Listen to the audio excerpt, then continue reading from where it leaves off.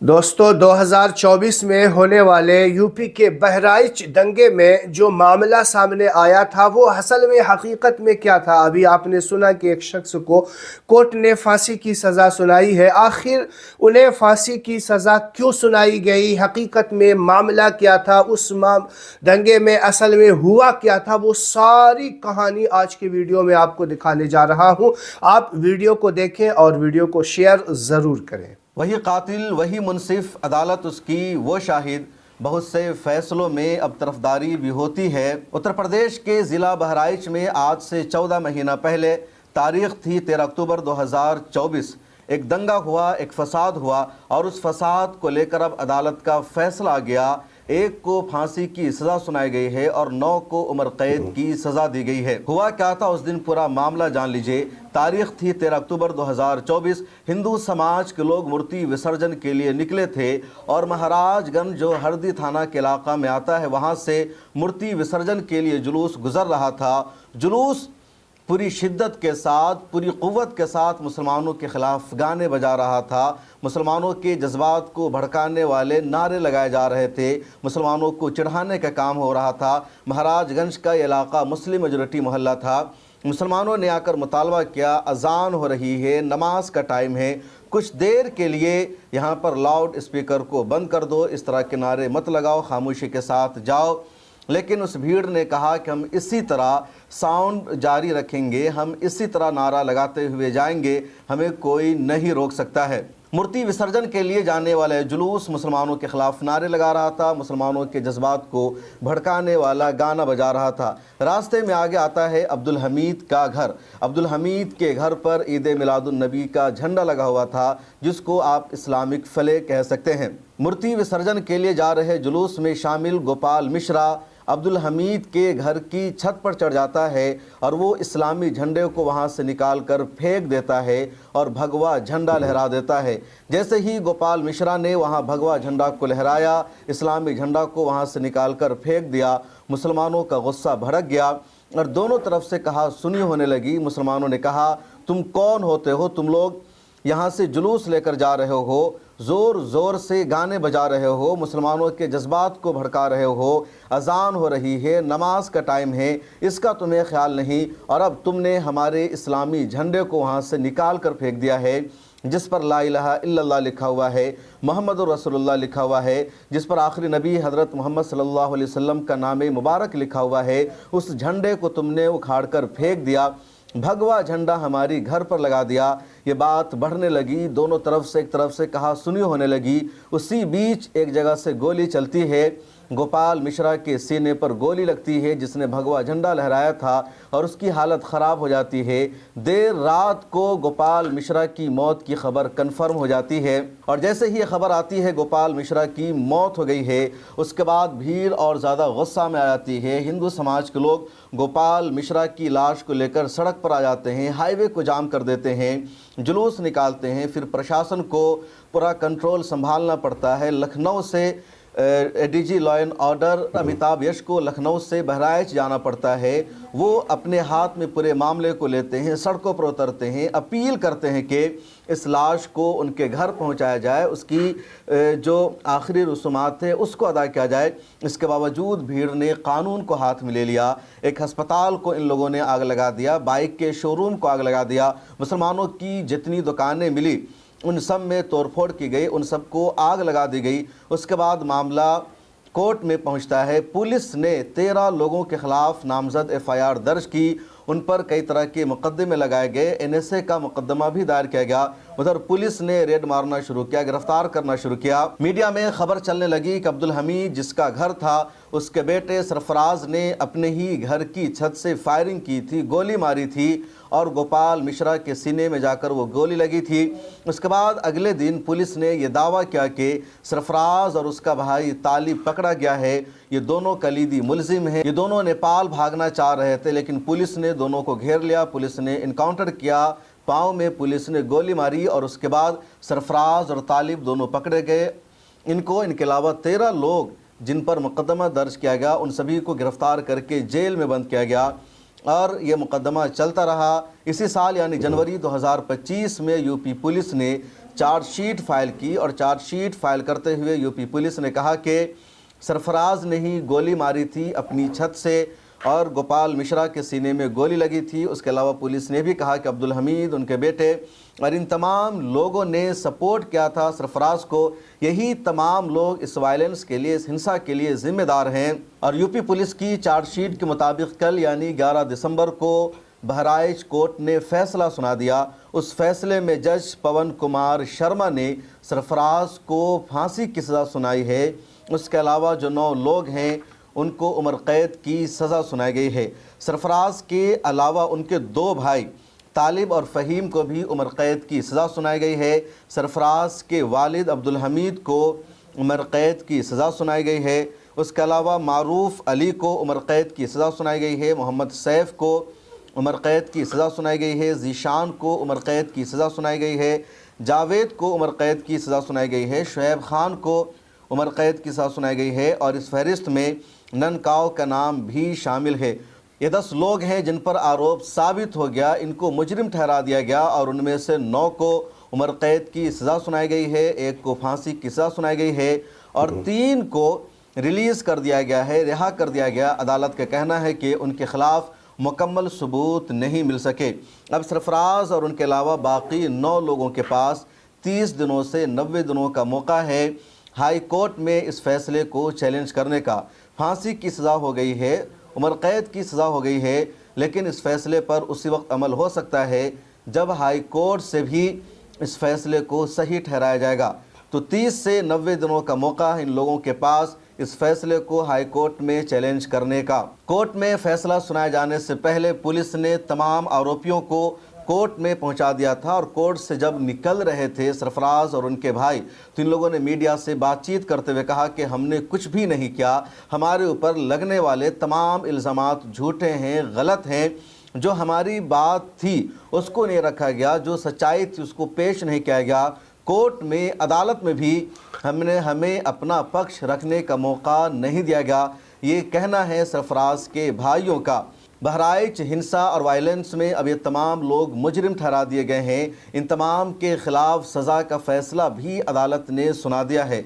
लेकिन माजी की तरह ये बात भी याद रख लीजिए, माजी की तारीख़ हिंदुस्तान में कि जितने बड़े बड़े वायलेंस हुए, दहशतगर्दी के वाक़यात पेश आए, लोअर कोर्ट ने, लोकल अदालत ने मुसलमानों को जिन्हें आरोपी ठहराया गया था उन्हें मुजरिम करार दिया, उनके ख़िलाफ़ फांसी की सज़ा सुनाई गई, उन्हें उम्र कैद की सज़ा दी गई।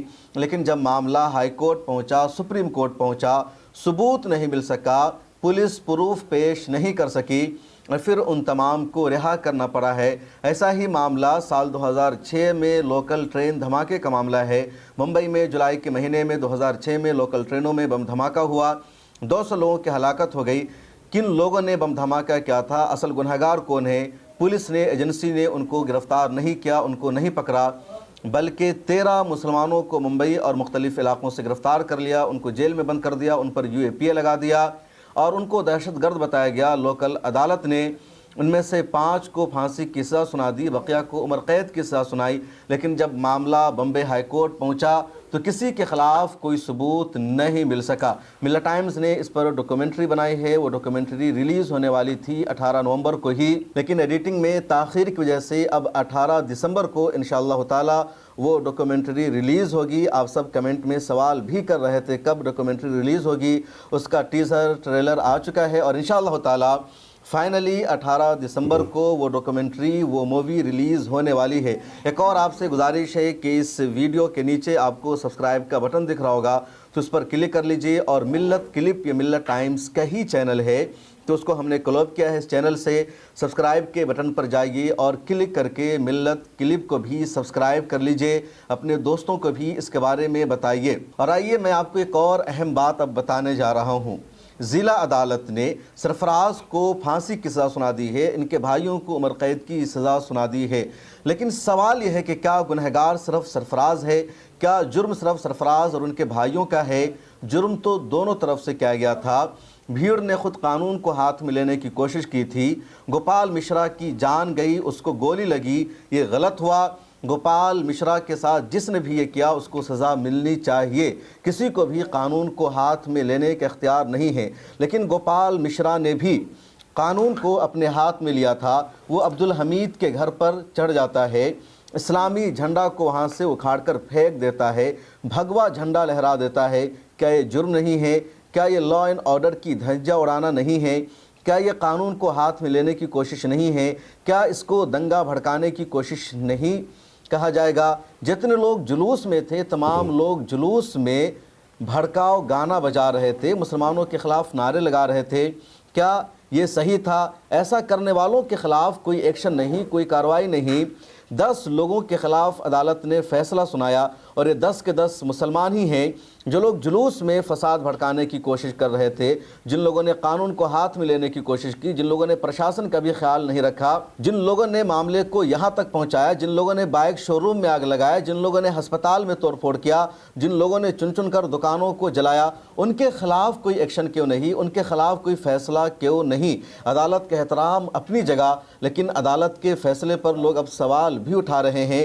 सोशल मीडिया पर कुछ लोग ये भी लिख रहे हैं कि जो अफवाह सोशल मीडिया पर उड़ रही थी, जो दावा सोशल मीडिया पर किया जा रहा था, उसी को पुलिस ने चार्जशीट में शामिल कर दिया और उसके बाद उसी पर अदालत ने अपना फैसला सुना दिया है। बहराइच के एडिशनल जज पवन कुमार शर्मा के फैसले का एक और संगीन मामला है, बल्कि शर्मनाक है। इन्होंने फैसले में मनु स्मृति का हवाला दिया है, वही मनु स्मृति जिसको बहुत लोग जलाते हैं, जिसको इंसानियत के लिए काला धब्बा माना जाता है। उस मनु स्मृति का हवाला देते हुए इन्होंने सरफराज को फांसी की सज़ा सुनाई है और 9 लोगों को उम्रक़ैद की सज़ा सुनाई है।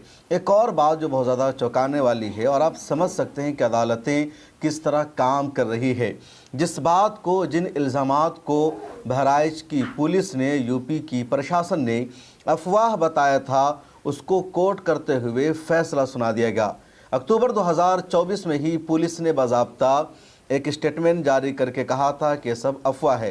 दरअसल गोपाल मिश्रा की मौत के बाद सोशल मीडिया पर लगातार इस तरह की अफवाह फैलाई गई कि गोपाल मिश्रा को तलवार से मारा गया, उसके नाखून को निकाल लिया गया, उसके जिस्म पर बहुत सारे निशानात थे, उसको बेदर्दी से मारा गया, पूरी शिद्दत के साथ उसको सताया गया। उसकी बीवी ने भी इसी तरह का दावा किया, लेकिन बहराइच की पुलिस ने बाज़ाब्ता अक्टूबर 2024 में ही स्टेटमेंट जारी करके कहा, गोपाल मिश्रा की मौत के हवाले से जो दावा किया जा रहा है ये सब अफवाह है, सच्चाई नहीं है।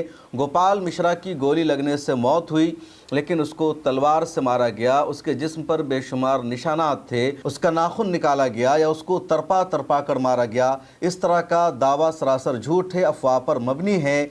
लेकिन एडिशनल जज साहब ने इस अफवाह की बुनियाद पर ही फैसला सुना दिया और मनु स्मृति को कोट किया है अपने फैसले में। उन्होंने कहा कि मनु स्मृति में कहा गया कि अगर कोई किसी इंसान को बेदर्दी से मारता है, तरपा तरपा कर मारता है, तो उसको सज़ा देनी चाहिए और तभी रियासत में अदल कायम होगा, स्टेट में निज़ाम बरकरार रहेगा। लेकिन जज साहब से सवाल है कि क्या कानून को हाथ में लेने की यहाँ पहले किसने कोशिश की? किसने स्टेट के निज़ाम के ख़िलाफ़ जाकर कानून को अपने हाथ में लिया? बहराइच की अदालत का फ़ैसला आ जाने के बाद गोपाल मिश्रा की वाइफ का कहना है, मेरी रूह को सुकून मिल गया है, क्योंकि सरफराज जिसने गोली मारी थी उसको फांसी की सज़ा सुना दी गई है। उसने योगी आदित्यनाथ का भी शुक्रिया अदा किया। सरफराज के वालिद का कहना है कि मैंने अपने बेटे को जाने से मना किया था, अगर वो ना जाता तो ऐसा ना होता। उसकी माँ का कहना है कि मेरा घर जो है सोना हो चुका है, मेरे 3 बेटों की मौत हो चुकी है। रिपोर्ट भी आई है कि गोपाल 3 या 4 भाई था और उसके तमाम भाइयों की 25 साल की उम्र से पहले ही मौत हो गई। गोपाल मिश्रा की भी 25 साल की उम्र तक मौत हो गई। 85 दिन पहले ही गोपाल मिश्रा की शादी हुई थी।